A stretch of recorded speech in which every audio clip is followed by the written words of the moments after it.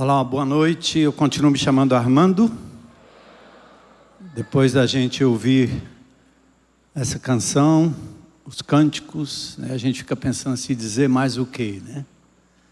Palavra de Deus pura, saindo de lábios de pessoas que amam Jesus, muita unção, muito poder de Deus, muito compromisso, muita humildade, muita simplicidade a despeito do talento de cada um. Não só dos que aqui cantam, daqueles que estão lá no House Mix, por trás de tudo, de todos esses equipamentos, ali no Radical, o nosso grupo de teatro e louvor, que também trabalha com as crianças agora, concomitantemente, né, a esse culto. Então a gente só tem que louvar a Deus. Deus é muito misericordioso e amoroso com essa comunidade. Eu estive na quarta-feira aqui no momento do encontro de pais do nosso ministério aos adolescentes, Ministério Radical, trabalha com um grupo de adolescentes. Nós estamos vivendo a série Família, e quando nós fazemos isso como igreja, todos os ministérios, numa ação sinérgica, todos apontam para a mesma direção, trabalham os mesmos temas, dos pequeninos até os adultos, como o Ministério A2 de casal, o Seja Homem dos homens, o Mulher, que trata das mulheres, os adolescentes, as crianças, os jovens, enfim. E nessa última quarta-feira eu estava aqui falando aos pais sobre o conflito de gerações. E nesse momento foi bem interessante, né? Eu já um avô, com a minha idade, mais de 70 anos, tenho duas filhas que estão bem distantes, uma da outra e as duas de nós, mas a gente está aqui como igreja lidando com os conflitos de gerações. Os pais mais antigos das diversas gerações, tentando compreender o que está acontecendo com os nossos filhos adolescentes, com os nossos jovens, tentando entender como criar filhos nesse momento da história, essa geopolítica, dessa coisa brasileira tão triste que nós estamos vivendo, não é só no Brasil, mas mundo afora. E aí a incumbência de hoje tratar um pouco sobre essa relação pais e filhos, traz para mim assim um arsenal de valores e princípios que passaram pela minha mente, e eu estou aqui com um texto longo que eu levaria horas e horas e horas e horas, mas em alguns minutos eu quero ver se consigo resumir e deixar com vocês alguns pontos importantes. Como eu já disse na semana passada, nós não estamos aqui para dar metodologia, 5 maneiras de criar filhos, aquela coisa bem americana, bem cartesiana, que dá ponto 1, ponto 2, ponto 3, você sai daqui com uma fórmula. Para nós importa mais o princípio e o valor. Para mim importa mais que nos conectemos com os valores divinos. E Ele, na sua sabedoria, à medida que a gente se submete a Ele, Ele vai nos ensinando no caminho, nos ajudando a tomar as decisões corretas. Embora que no contexto mais miúdo das nossas reuniões, nossas abordagens, elas de verdade podem ser muito mais práticas. E nos grupos de relacionamento também. Hoje pela manhã eu estava aqui vendo a dedicação de crianças, né? Pais trazendo suas crianças para serem dedicadas, e é marcante a presença do grupo de relacionamento. O que é isso? É um grupo de pessoas que se reúne de casa em casa, nos diversos bairros de Fortaleza, e aí a vida cristã, ela é vivida de verdade. É vida na vida. É aquela coisa da lixa, um vai lixando o outro, um vai ajudando o outro. São exemplos, são lugares de escuta, onde você pode abrir o seu coração em relação às suas lutas, seus anseios, seus medos, problemas, dificuldades, que num culto como esse você não tem lugar e vez para falar. Você apenas ouve. Então a igreja não se resume a um evento cultico como esse. É vida na vida. E aí os GRs funcionam exatamente desse jeito, trazendo valores e princípios para uma perspectiva bem prática. Então eu pedi a Deus muita sabedoria em como fazer com tanta informação. E eu estou indo para o Rio Grande do Sul também para falar um grande congresso de adolescentes. E minha cabeça então cheia dessas coisas, né, de valores, princípios, práticas e etc. Mas eu queria começar com um texto da palavra de Deus, e que talvez se nós entendêssemos esse texto já bastaria para a noite e aquilo que Deus quer falar. Gênesis capítulo 22, verso 2, eu convido você a ficar em pé, só para mudar de posição, e aí a gente prossegue.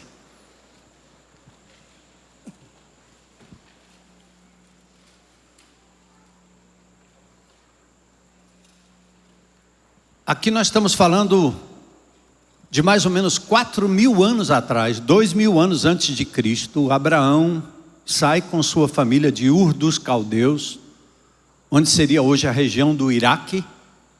Ele passa pelos rios Tigre e Eufrates, atravessa o rio, de onde vem a palavra hebreu, aquele que atravessa o rio, demonstrando que as histórias bíblicas, elas não são fictícias, elas têm lugar, nomes, que podem ser testificados pela arqueologia muito mais do que qualquer outro livro, do que qualquer outro compêndio de história. Então Abraão sai da sua terra, da sua parentela, para cumprir a promessa de que, feita lá em Gênesis, de que Deus levantaria um povo, uma descendência, para que através dessa descendência viesse o Senhor Salvador do mundo, que é Jesus. E vimos como isso aconteceu através de Maria, mulher agraciada, que nós tratamos aqui há algumas semanas ou 2 semanas atrás. Então esse Abraão é um senhor idoso, casado com uma mulher estéril. E Deus disse que através da descendência dele, viria então o descendente, que seria o Salvador. E Abraão abençoaria as famílias da terra. E era um negócio tão louco, porque um homem com quase 100 anos de idade, uma mulher estéril, não era o casal ideal para cumprir a promessa. Parece que às vezes Deus anda na contramão da lógica humana. E aí Sara tenta ajudar Deus, arrumando uma secretária para Abraão, a fim de que Abraão pudesse ter com ela um filho, e quem sabe esse seria então o servo. Agar então tem Ismael como filho, mas ele não era o menino da promessa. Sara manda a mulher embora, depois de receber a promessa, e aí vem o prometido filho Isaque. Imagina, mamãe, você nessa situação, recebendo de Deus uma promessa, tendo no seu ventre o prometido, vendo o menino crescer, e agora ele já adolescente, Deus chama Abraão e faz um pedido para ele. Ele exige de Abraão algo que é absurdamente contra a lógica humana, é contra o politicamente correto, contra inclusive o conceito religioso que nós temos de Deus.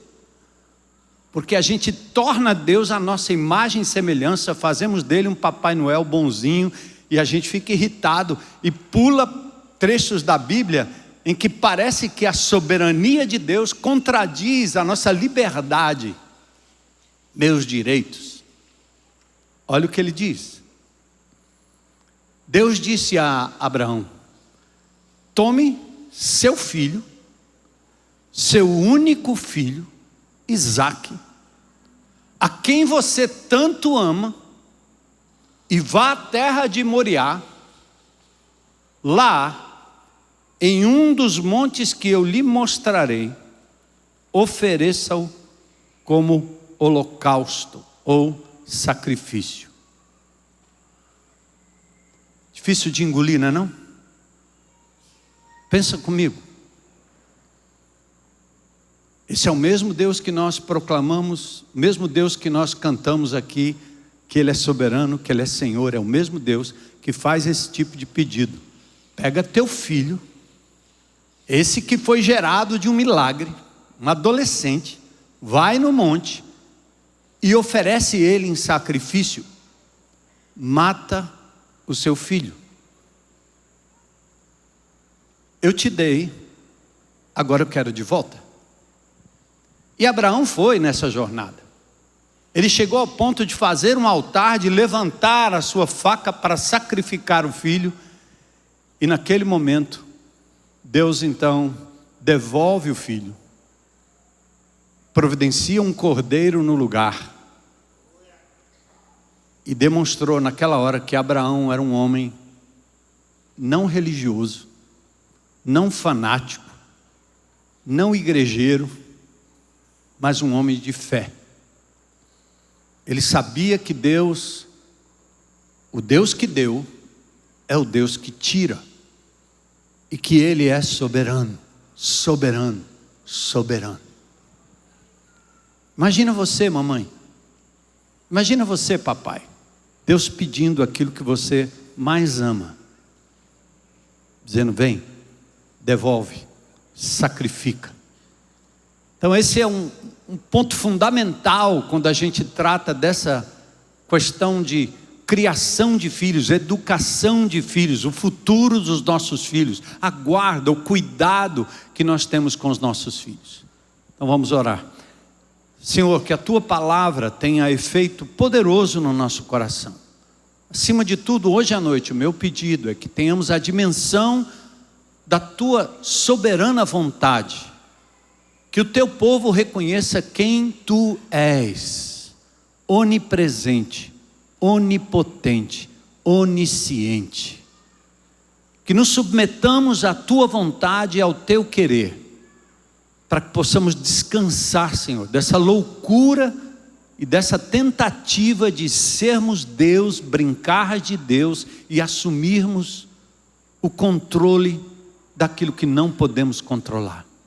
Ajuda-nos, Senhor. Estamos falando da família.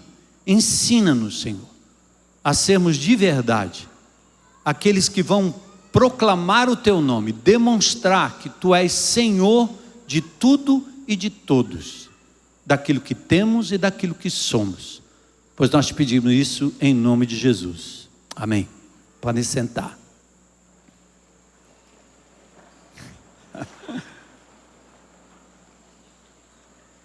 Difícil, né, gente? Vamos embora.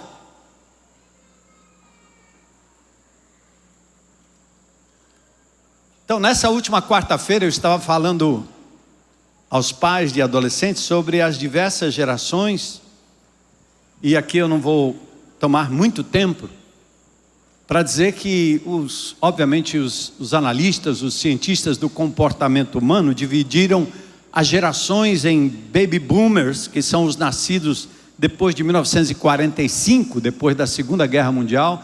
Eu faço parte, nasci em 1953, então essa é uma geração. Depois veio a geração X, nascidos em 65, depois da Revolução Militar. Essa é uma geração que cresceu num contexto de redemocratização. Essa é a geração que passou pela chamada hiperinflação. Eles entendem bem o que aconteceu no nosso país. É a geração da transição tecnológica. Depois veio a geração Y, a partir da década de 80 até década de 90, meados da década de 90, 1996.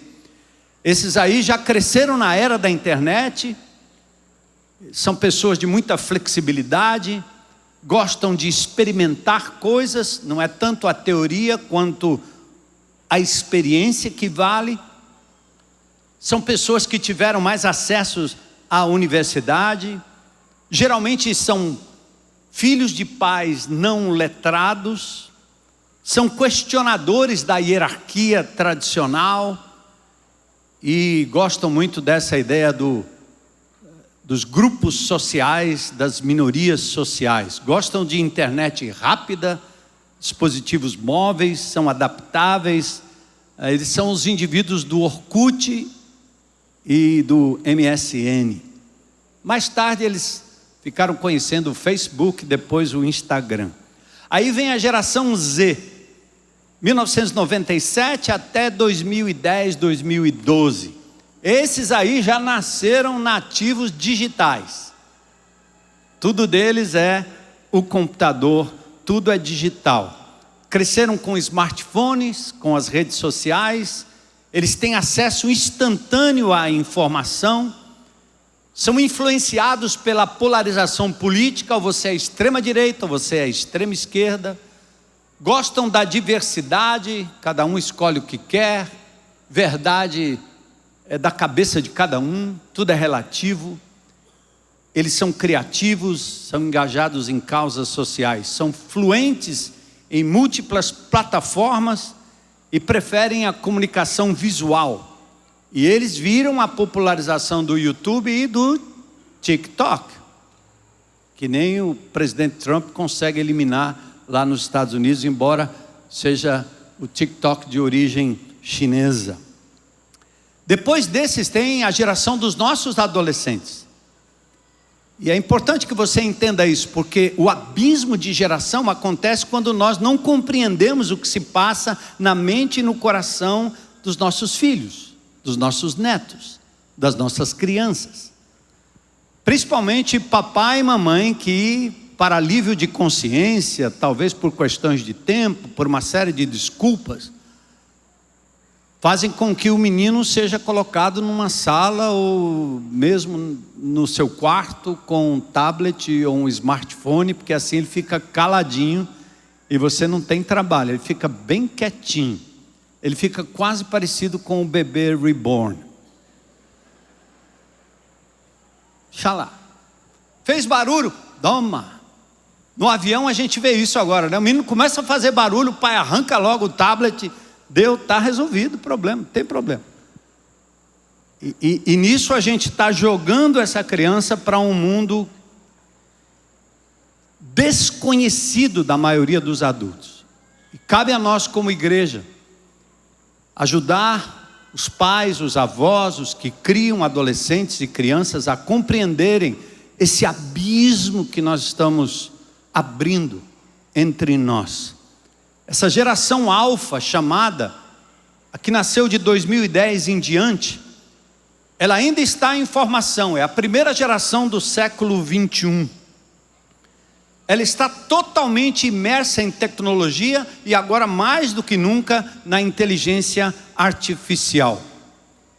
Eles estão vivendo aquilo que em 1999 nós assistimos no filme Matrix. Quando os robôs faziam seres humanos hibernar para que eles pudessem extrair a energia dos seres humanos e sobreviverem como robôs. Até que aparece o artista, o Neo, para tentar libertar os seres humanos desses robôs que sugam. Então, Matrix era a ideia desse mundo virtualizado, esse outro mundo. Na quarta-feira eu estava tentando dizer aos pais que eles não têm a mínima noção dos mundos do universo que suas crianças estão envolvidas. A partir de 5, 6 anos de idade, a partir do momento que você dá um instrumento digital na mão dessas crianças, elas mergulham num mundo que é, na verdade, um metaverso. É outro universo. E são universos e universos, universos e universos. Essa geração alfa está assim. E quando eu estava me preparando para essa quarta-feira, eu fiz uma entrevista com meus netos, um de 14, outro de 16. Eu tive um papo legal com eles sobre Roblox. Quantos conhecem aqui Roblox? O que é Roblox? Vocês jogam? Eita, cara, você sabe o que é Roblox? Uau! Deixa eu aproveitar aqui o negócio. Eita, meu! Que legal! Já jogou? É? Roblox, o que é Roblox? É um jogo que tem milhares de jogos dividido por um, que é um jogo que é de vários jogos, tipo... É um jogo que a gente tem que ficar com força, um jogo de velocidade, tipo isso. Legal. E quando você entra lá, você põe o seu nome, é o seu nome e a sua careta lá? Não, é outra pessoa, é um Bacon Ré. Ah, E os caras com quem, as pessoas que você conversa lá dentro e joga lá dentro, você conhece essas pessoas? Eu não gosto de ficar conversando com pessoas estranhas, porque eu posso ser sequestrado.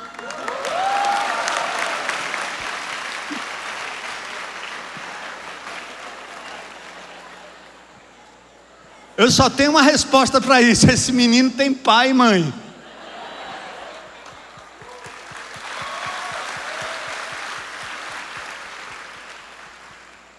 Porque nesses mundos, e meus netos revelaram, você conhece pessoas que têm codinomes, que são avatares. É claro que o algoritmo do próprio programa tenta eliminar a entrada. Por exemplo, eu tentei entrar para baixar um programa para mim e não entrei. Eles estão rejeitando o vovô, só porque eu tenho 70 e poucos anos, né?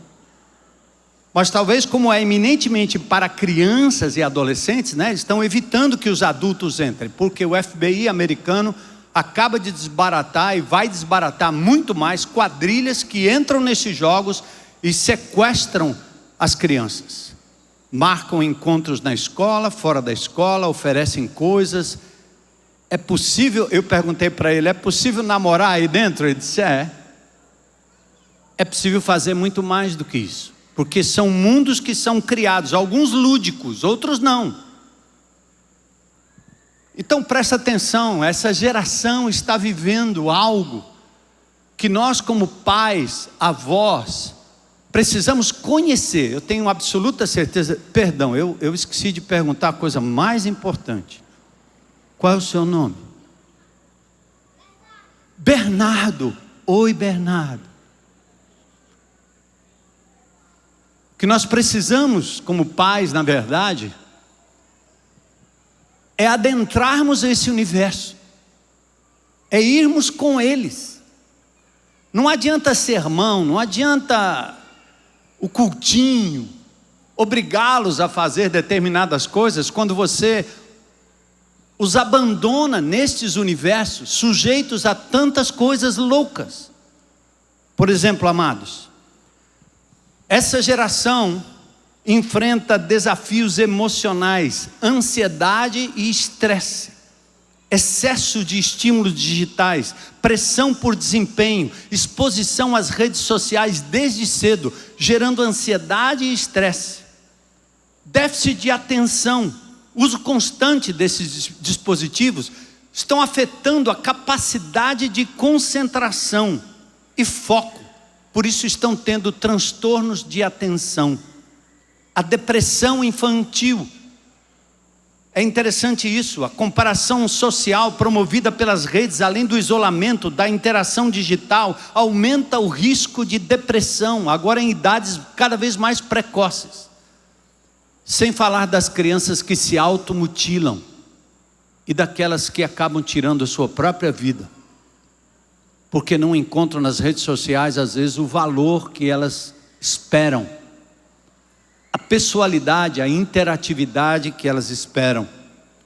Problema de sono, porque o uso de telas antes de dormir pode afetar o ciclo do sono, resulta em insônia e em fadiga, eles passam horas da madrugada jogando. Dificuldades de sociabilização ou socialização, porque eles têm preferência por interações virtuais, dificultando inclusive a habilidade de se relacionar com pessoas. Eles não querem nada presencial, porque em situações reais eles são inseguros, eles são incapazes. E aí talvez um resuminho daquilo que eu falei na quarta-feira, em nome de Jesus, papai e mamãe, se você tem essas crianças na sua casa, se eles estão lá, debaixo do seu teto, você precisa entrar com eles nesse universo. Eu me lembro das velhas caravanas lá do passado, daqueles filmes de faroeste, né? Uma caravana com 4, 6 cavalos em disparada, ninguém fica na frente, dizendo para. Às vezes o indivíduo que estava lá no comando recebia um tiro e a caravana simplesmente desembestada, como diz a frase, né? Ia embora, disparava. E a única forma realmente de alguém parar aquela carruagem era pegar um cavalo e correr na mesma velocidade, para que na mesma velocidade ele pudesse então subir na carruagem e controlar a velocidade daqueles cavalos. O que eu quero dizer é que você permanecendo alheio ao que está acontecendo nas redes sociais, você nunca vai conseguir controlar, ajudar e livrar os seus filhos. E eles estão sendo influenciados. E você diz, mas eu não tenho tempo. É, porque você está tomando tempo, achando que está provendo para o seu filho os equipamentos, os estudos, a melhor escola, a melhor comida. Mas o que ele mais precisa é a sua presença para livrá-los daqueles que estão querendo ceifar a vida deles. Então nosso papo de paz ali foi esse. Entra no universo deles, vai brincar com eles, estabeleça limites. E obviamente eu não quero aqui de novo falar dos pormenores, mas antes de prosseguir e falar de um exemplo de uma família e ilustrar melhor o tema do primeiro versículo que nós lemos, eu queria esclarecer um equívoco de interpretação bíblica, que é o uso do texto de Provérbios 22:6. Sabe o que diz Provérbios 22:6? Instrua crianças, ou ensina a criança no caminho em que deve andar, e ainda quando for velho, não se desviará dele. Ensine seus filhos no caminho certo, e mesmo quando envelhecerem, não se desviarão dele. Sim, várias traduções do Novo Testamento trazem esse texto que no final nós acabamos interpretando como uma promessa. O primeiro princípio de interpretação bíblica aplicado ao livro de Provérbios é que Provérbios não é livro de mandamento. Provérbios é um ditado. Quando você diz assim, nem tudo que reluz é ouro, isso é um ditado.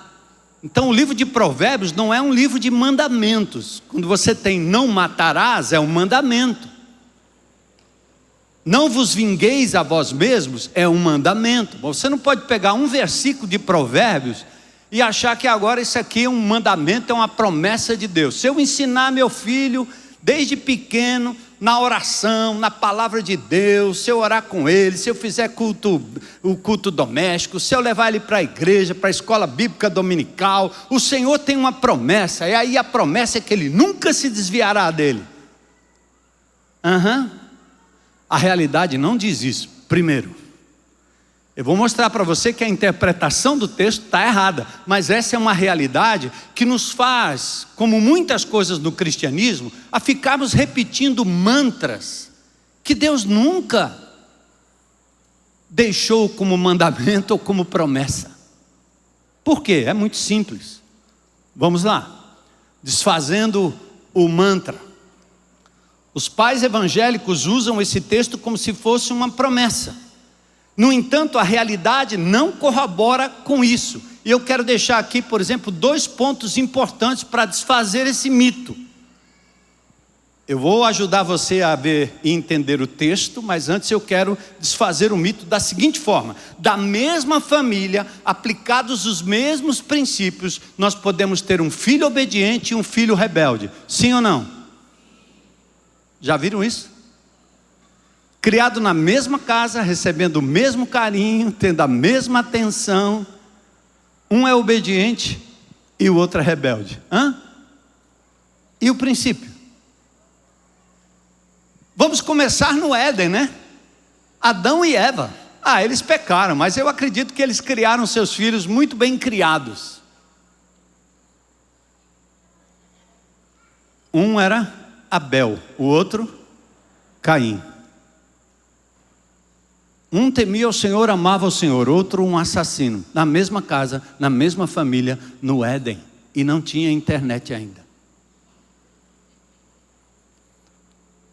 Que tal Jacó e Esaú? Que tal José e seus irmãos? Que tal Jonatas, filho de Saul?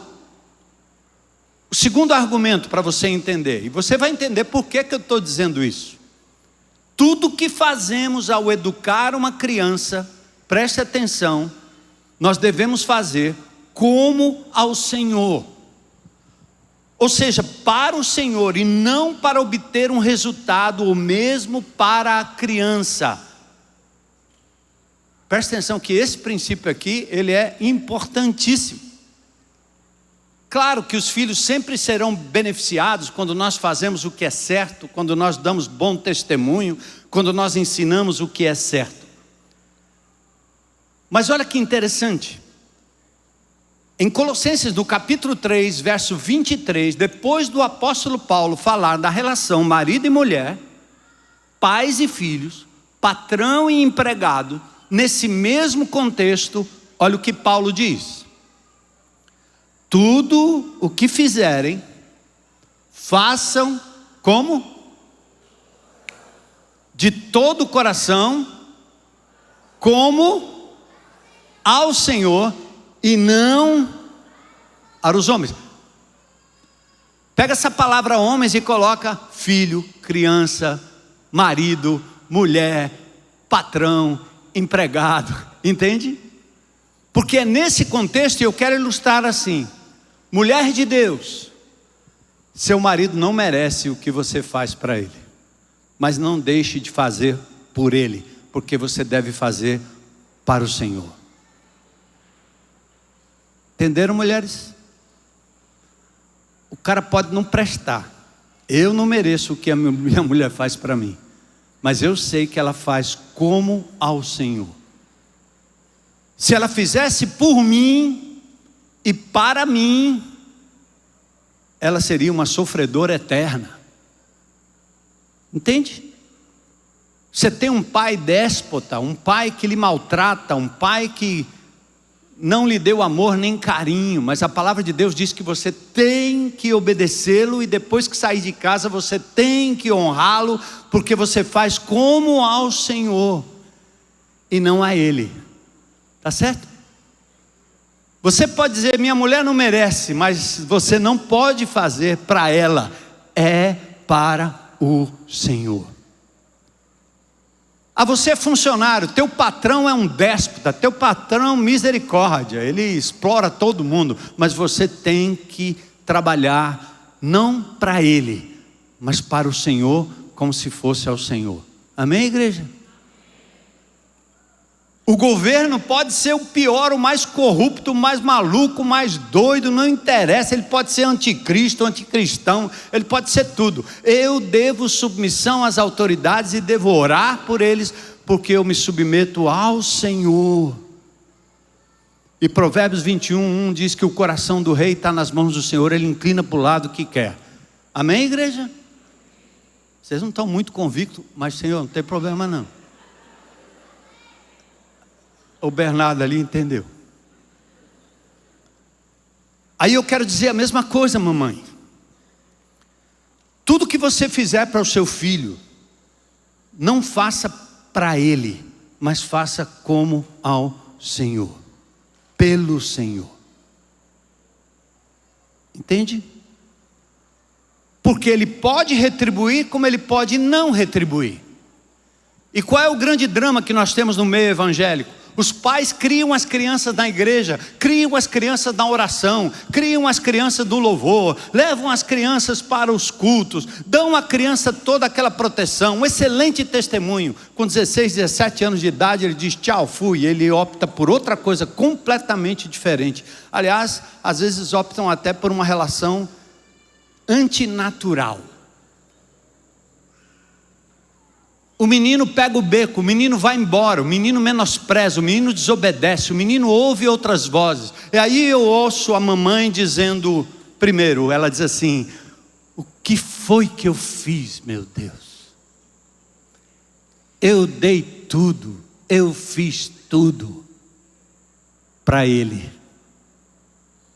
E por isso você está frustrada. A frustração é porque você agora está alegando diante de Deus que você fez tudo certinho, portanto você merece a recompensa. Cadê a promessa de Provérbios 22:6? A realidade é, não importa o destino que seu filho tome ou sua filha tome, você fez para o Senhor.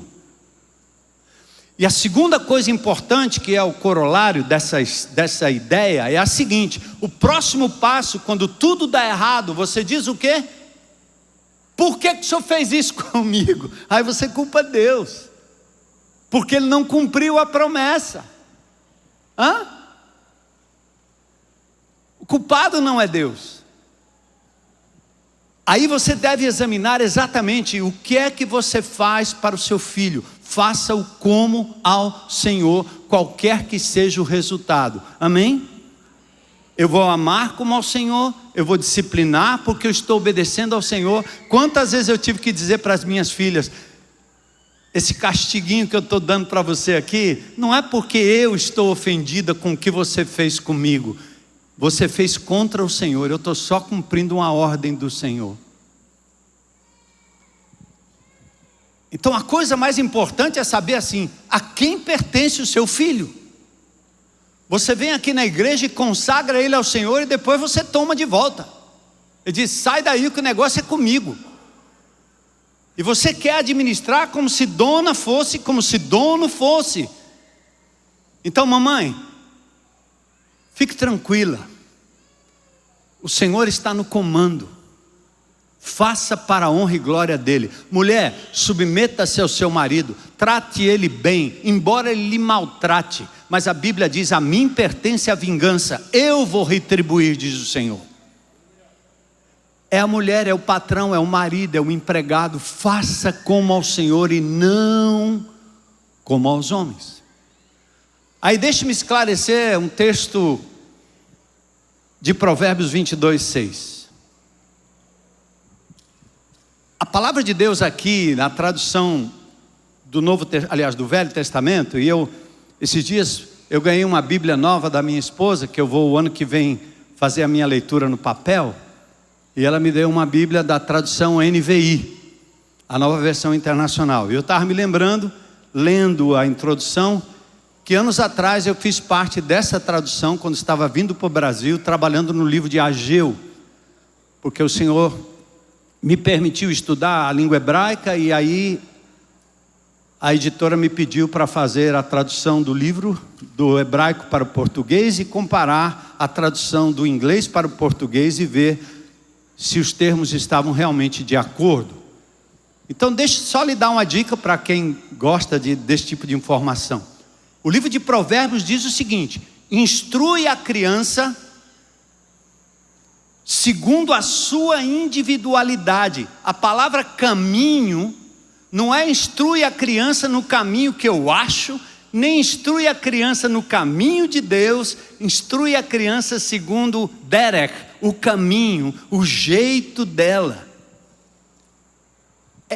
É a natureza da criança. O caminho é da criança. Por exemplo, quando a Bíblia diz derech kol haaretz, diz o costume, o caminho da terra.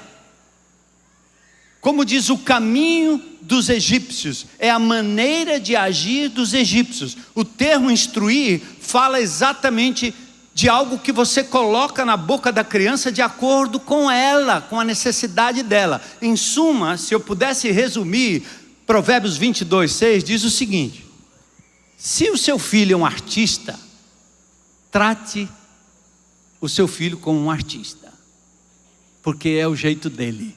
A palavra caminho não é o seu caminho, nem é o caminho de Deus, é o caminho dele, é a característica dele, tá certo?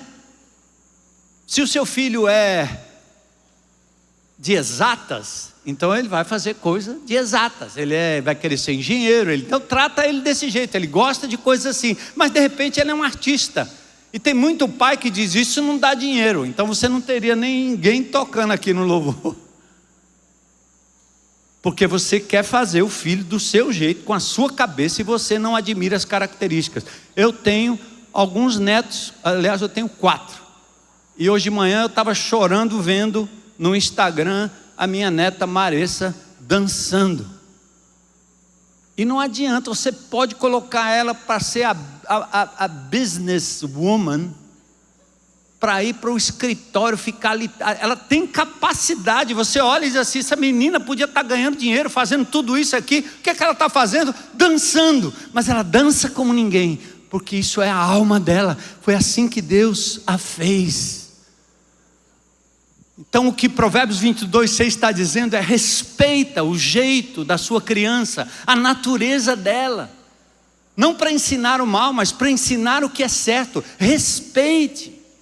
E até quando ficar velha, ela vai continuar dançando. Como a minha mais velha, que está lá no Porto, talvez me assistindo agora. Nossa, se ela pudesse entrar num grupo de dança, estudar que é bom, ó. Na nossa época, misericórdia. Entrou na UFC, mas foi na base do cascudo. A outra não sabe estudar, não tinha negócio de exame, não tinha negócio de ficar estudando. Chegou lá, fez a prova, pronto, passou em primeiro, passou em tudo. A outra é só cérebro puro.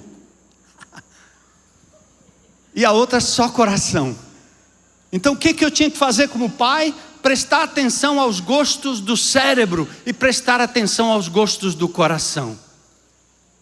Minha filha gostava de velocidade, ela gostava de subir na árvore, ela gostava de aventura, ela gostava de um bocado de coisa. Até hoje, subia na cachoeira comigo, ia para todo canto, para todo lugar. Ninguém prendia a menina, nem os pobres dos namorados conseguiam. E a outra não, é cabeça, é livro, é leitura, fica quieto, sou mais medrosa, não vou entrar, eu fico aqui, pai. Então você respeita a característica dos seus filhos. Para com essa coisa de querer fazer dele aquilo que você acha que não foi, não conseguiu e se frustrou. Seus filhos não são seus troféus, eles pertencem ao Senhor. E eles precisam ter as suas características próprias.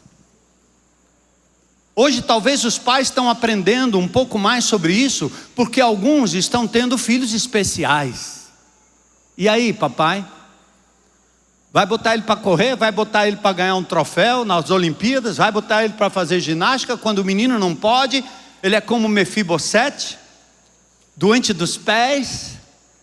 Mas Davi honrou Mefibosete com a sua limitação, e ele disse: eu não mereço estar na mesa do rei. E o rei disse: eu quero honrar Saul, traz esse menino para cá. Eu vejo pais hoje de manhã consagrando filhos que foram adotados, como Deus me adotou. E quando adotou não sabia se era feio, se era bonito, de onde veio, qual era a doença, o que é que tinha. Do jeito que veio, o amor aceitou. Amém, igreja? Provérbios 22:6, tá? Não é promessa. Porque pode dar certo como você acha, mas também pode dar errado. Mas uma coisa interessante é o seguinte: você consagrou ao Senhor. Então se você consagrou ao Senhor, Ele pertence ao Senhor. Olha o que Deus diz em Gênesis 22:2 e 12. Tome o seu filho, que você tanto ama, já lemos, ofereça em holocausto. Olha o verso 12. De Gênesis 22. Não toque no rapaz. Na hora, está pronta, minha irmã, a entregar o seu filho a Deus? Ou você está querendo que ele tome da sua mão? Os caminhos de Deus, gente, Deus é soberano, entende? Se você não entender a soberania de Deus, igreja é só blá blá blá, entendeu? Igreja é só um negócio para deixar a gente feliz, para deixar a gente contente. Mas quando a gente anda com Deus, a gente é feliz, mas Ele não está dando aquilo que a gente quer. Às vezes Ele tem que nos permitir passar por tribulações, porque Ele está querendo nos aperfeiçoar. Então Ele diz: Abraão, pega teu filho, leva lá e sacrifica. Por que Ele estava querendo saber sobre o coração de Abraão? O filho é teu ou é de Deus? Aí quando Abraão vai para o sacrifício, na hora que ele levanta a faca para matar o seu filho, Deus não pediu? Ele podia ter mandado uma doença, mas ele disse: não, você vai fazer isso. Gente, esse Deus é difícil, não é não? É difícil da gente aceitar nessa época pós-moderna, porque o nosso Deus, Ele virou a nossa imagem e semelhança. Ele é bonitinho, Ele fica numa cruzinha em cima do morro. Deus é o Deus que fala com a gente na montanha. Vamos subir a montanha porque Deus vai falar com a gente. Né? A gente faz de Deus um ídolo quando a gente diminui o poder dele e faz de Deus alguém que a gente aperta o botão como inteligência artificial para os nossos próprios deleites. Deus não é Papai Noel. É um Deus que ama incondicionalmente, mas é também um Deus justo. Aí quando Abraão, coloque-se no lugar dele, irmão. Agora, em nome de Jesus, pensa aí, o que é que você tanto ama? Pensa aí com você, diante de Deus agora. O Espírito de Deus está aqui no nosso meio. Então agora, faça o seu exercício agora, o seu mapa. Diga assim, o que é diante de Deus que você tanto ama? E se Deus dissesse agora, eu quero. Dê-me. Eu não posso falar me dê, né? Porque não é... A linguagem não permite, mas na linguagem popular eu posso, né? Me dê. Deus está dizendo, traz aí. Aí na hora que você diz assim, Senhor, é duro, é difícil, mas eu vou entregar. Quando Abraão levanta o facão para matar o seu próprio filho, porque Deus pediu, qual é a resposta? Não toque no rapaz, disse o anjo. Não lhe faça mal algum.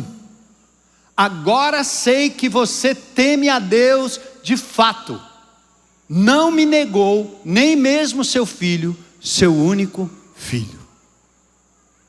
Aí Deus providenciou um cordeirinho. E Deus não se alimenta de animais, né? Porque o cordeiro é sempre também para aquele que oferta. Mas o símbolo é aquele símbolo que nós católicos conhecemos muito bem. Eis o Cordeiro de Deus que tira o pecado do mundo. Porque Jesus foi imolado em nosso favor e em nosso lugar. E aí, Isaac era um tipo de Cristo, sendo imolado.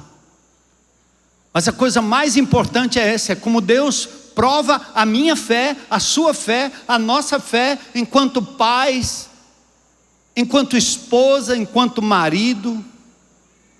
Entrega. Apesar da entrega que nós fazemos em oração, nós retornamos com as crianças nos braços. E aí revela, quando a gente entrega, uma coisa importante. O seu filho, a sua filha, tem um novo dono. Já entregou? Pois o dono é outro. E o dono devolve para que você cuide, como um vigia de um patrimônio, como um gerente ou um administrador.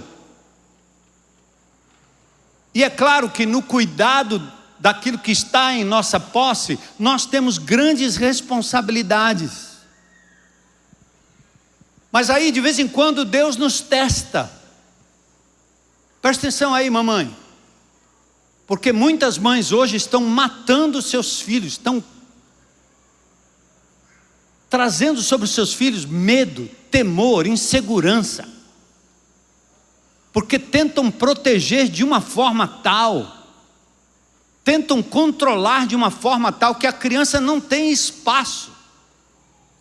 Eu me lembro algum tempo atrás, hoje quase não tem, mas quando iam para minha casa, a mãe ou a gente ia lá para a lagoa e a mamãe levava os filhos lá, aí eu ficava só observando. O menino entrava, ele não podia tirar o sapato, ele não podia tirar a roupa, ele não podia mexer em nada, e a mãe só não.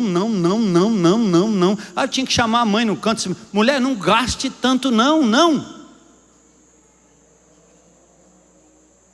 Porque você está tornando essa criança um bicho tão frágil, que não pode pegar um bicho de pé, que não pode botar o pé no chão, que não pode pegar em sujeira, que não pode pegar nada. Aí vem um vírus e mata, vem um vírus e debilita, porque você protegeu demais,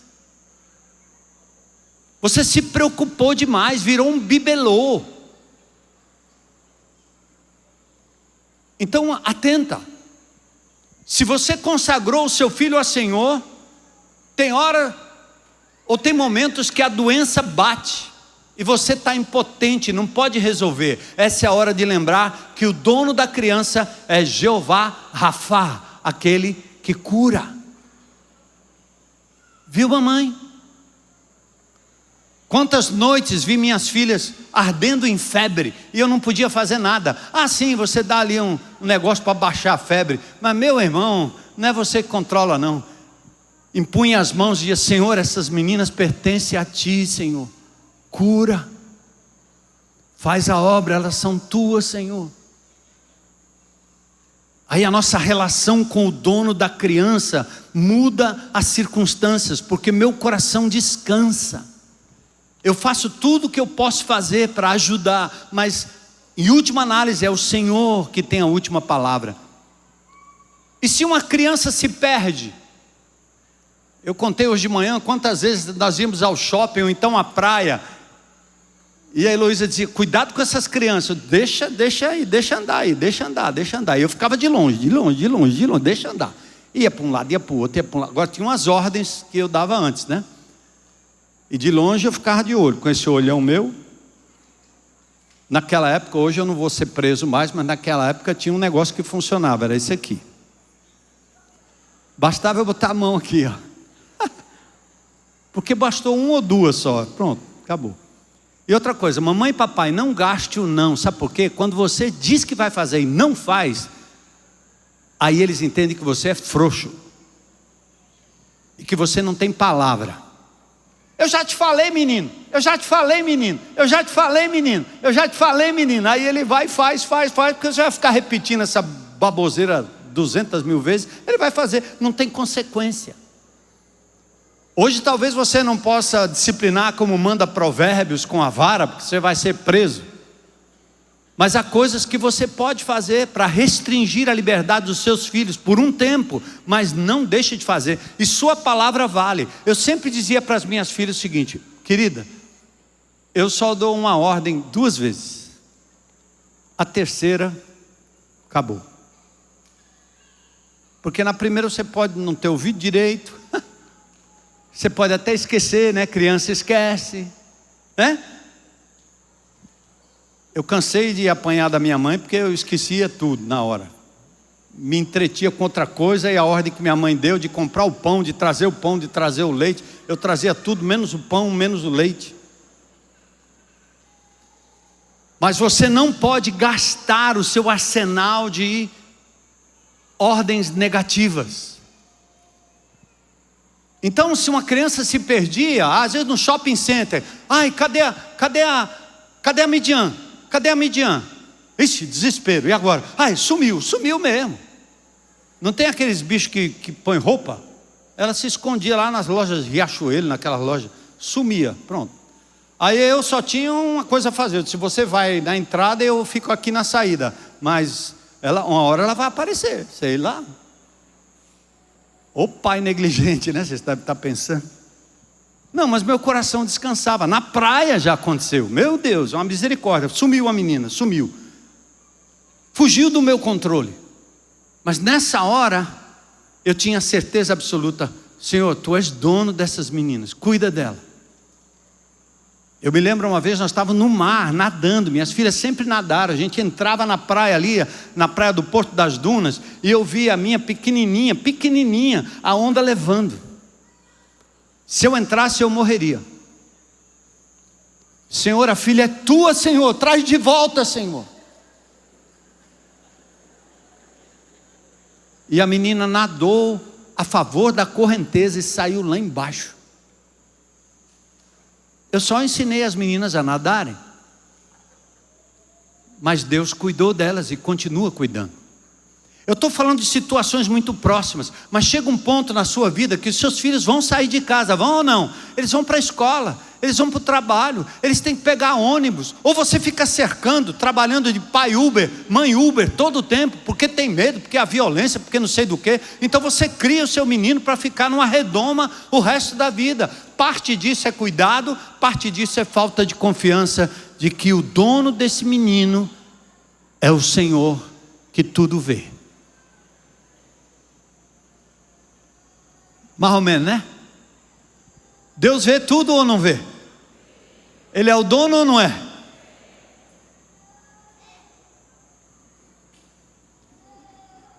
E aí eu quero Eu vou fechar aqui por conta do horário. E pode subir o pessoal do louvor. E um dos textos que ilustra muito bem isso é o livro de Samuel. Quando Eucana, casado com Ana, também uma mulher estéril, ela pede um filho porque a sua rival zombava dela. E ela fez um voto ao Senhor: se o Senhor me der um filho, eu vou devolvê-lo lá no altar. Ele vai ficar lá. E foi o que ela fez. Deus deu Samuel para Ana, ela amamentou, e quando chegou o tempo em que a criança podia ser apresentada, ela foi lá entregá-lo ao Senhor. Entregou a Eli, um sacerdote, que por sua vez tinha 2 filhos, que viviam dentro da igreja, dentro do templo, Ofni e Finéias. Filhos que dessacralizaram a oferta ao Senhor, fizeram coisas abomináveis diante do Senhor, porque aquele sacerdote negligente não impediu seus filhos, deu conselhos tardios, falou coisas que entrava por um ouvido e saía pelo outro. E é uma das coisas que eu vejo acontecer com os pais, é muita biblada, é muito versículo, é muito mandamento. E tem uma coisa importante que nós precisamos aprender com a palavra de Deus: mandamento não muda o coração de ninguém. Mandamento não tem força para mudar o coração de alguém. Ouviu? O mandamento diz: não adulterarás. Qual é a força que esse mandamento tem? O cabra safado vai lá e adultera. Não furtarás. O cara vai, mete a mão. O mandamento não tem força para parar e bloquear o pecado. O que é que tem força para parar? O que é? Os 10 mandamentos. E Lutero, no seu comentário sobre os 10 mandamentos, nos ensina a ver essa perspectiva. Eu tenho isso como exemplo na minha vida.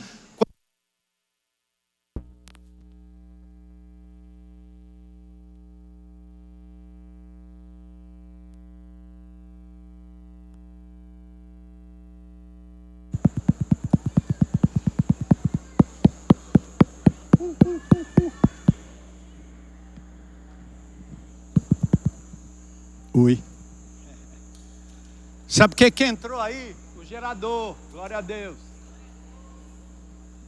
Mas eu estava dizendo que quando eu era pequeno, que eu andava fazendo as loucuras do mundo, com a arma na cintura, botando terror lá na escola onde a Heloísa estudava. Só tinha uma coisa que me impedia de fazer o que era errado. Sabe o quê? O amor do meu pai e da minha mãe por mim. Quando eu pensava neles, eu dizia: meus pais não merecem isso. Para. O amor me constrangia a voltar.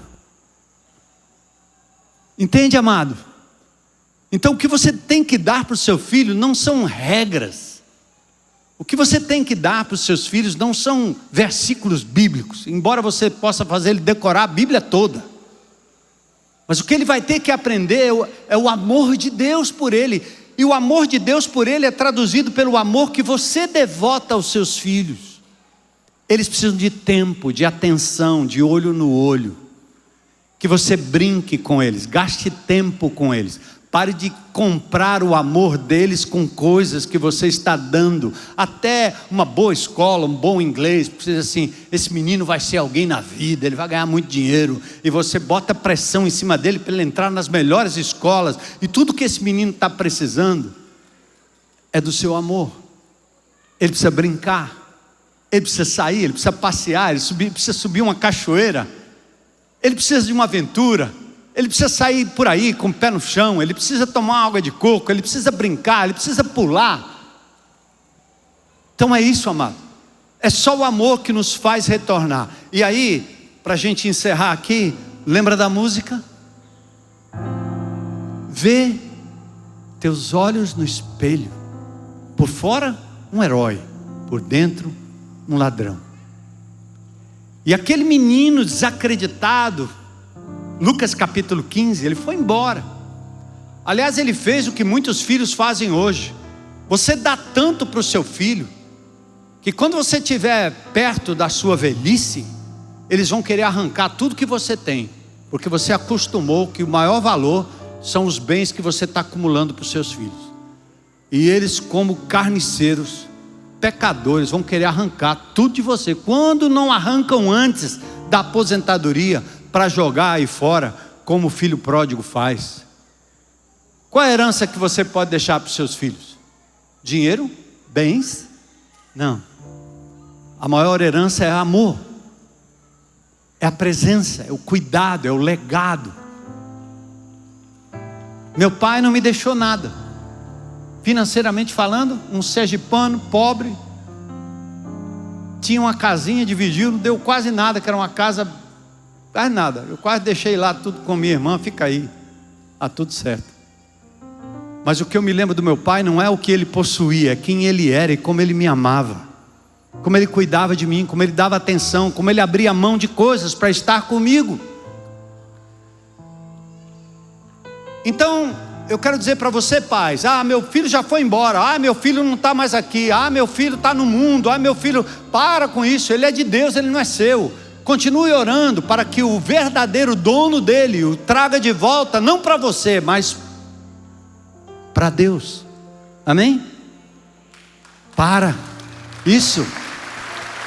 Glória a Deus. E uma coisa linda sobre Lucas capítulo 15, se a gente pudesse ficar aqui só falando dessas coisas. Uma coisa linda sobre Lucas capítulo 15 é que são dois filhos dentro de uma mesma casa.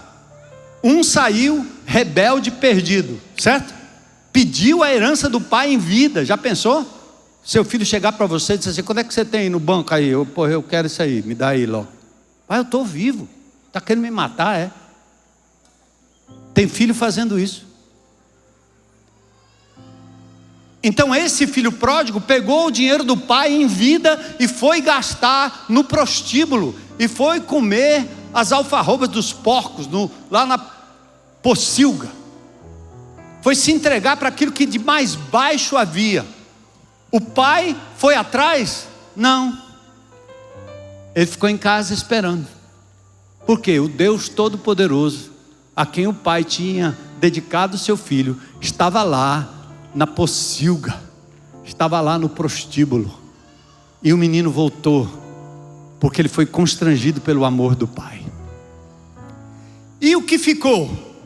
Obediente, fazia tudo que o papai e mamãe mandavam, mas ele estava tão perdido quanto o outro, porque o menino não tinha misericórdia. Quando viu o pai abençoando aquele que voltou arrependido, ele disse: eu fiz tudo isso de bom e você não me recompensou em nada. Ou seja, ele estava fazendo uma alegação da sua autojustiça, tão perdido quanto o desgraçado que foi embora. Chocante, né? Jesus mostra que o filho que foi embora são os gentis pecadores como nós.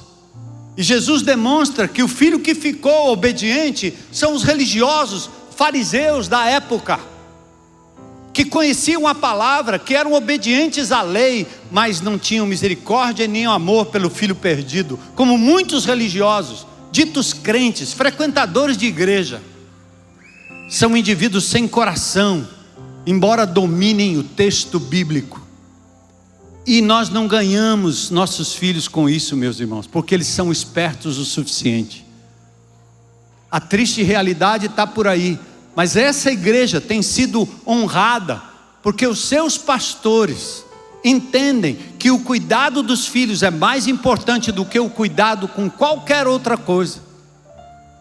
E que nós não teríamos moral para sermos líderes dessa comunidade se nós tivéssemos perdido nossos filhos para o mundo enquanto eles estavam dentro da nossa casa. E Deus, por misericórdia, tem nos mantido assim. Me lembro do pastor Alcimor, quando seu filho Daniel, ainda dentro da casa, resolveu cair no mundo. Pastor Alcimor abriu mão do ministério, foi cuidar do seu filho. E quando ele foi restaurado, a fé em Jesus, ele retorna para assumir o pastorado da igreja. Então dê importância a isso, amado. Não entre em desespero. Ele foi embora, ela foi embora, ela assumiu posturas diferentes das quais você gostaria que ela tomasse. Não se preocupe. Faça uma oração de entrega. Ah, já entreguei. Então devolva. Porque eles pertencem ao Senhor. Amém? Pertencem ao Senhor. Então nós vamos cantar com Miguel essa oração. Mas antes disso eu queria perguntar se tem alguém nesse auditório que gostaria de entregar a sua vida pessoal a Cristo Jesus, reconhecendo como Senhor e Salvador hoje. Será adotado na família de Deus, incondicionalmente. Deus te abençoe, estou vendo você lá.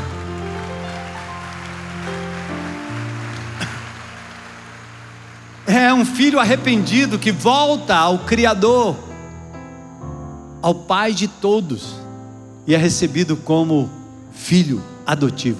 Mais alguém hoje à noite para dizer: hoje é meu dia, eu quero Jesus como meu Senhor e Salvador? Se tiver mais alguém, sai do seu lugar, vem aqui à frente. Quantos pais gostariam de hoje dizer: Senhor, é verdade, eu fiz até uma oração, mas eu estou tão cheio de preocupação, eu estou assumindo o papel de Deus, me ajuda a descansar. Hoje eu quero entregar, Senhor. Eu quero dedicar ao Senhor meus filhos, meus netos, se estão debaixo da sua guarda. Quantos gostariam hoje de fazer essa decisão em nome de Jesus? Isso. É entrega, amém, amém. O Senhor está vendo. O Senhor está vendo. É do Senhor, pertence ao Senhor. Então vamos cantar juntos, né? Essa oração que ilustra muito bem. O Senhor o deu, o Senhor o tomou, bendito seja o nome do Senhor. Ele volta.